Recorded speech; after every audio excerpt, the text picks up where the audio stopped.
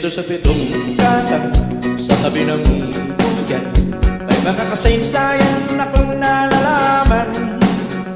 Ito ay hindi chismis na pag-usapan lang, puro leho, walang labis, walang kulang. May isang munting tindahan sa bukana ng buyan, at sa kanto ng kalye pitong katang.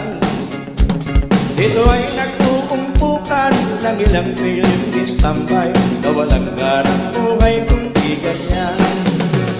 Ito ay hindi chismis na pag-usapan lang, puro leho, walang labis, walang kulang. Ngunit bakit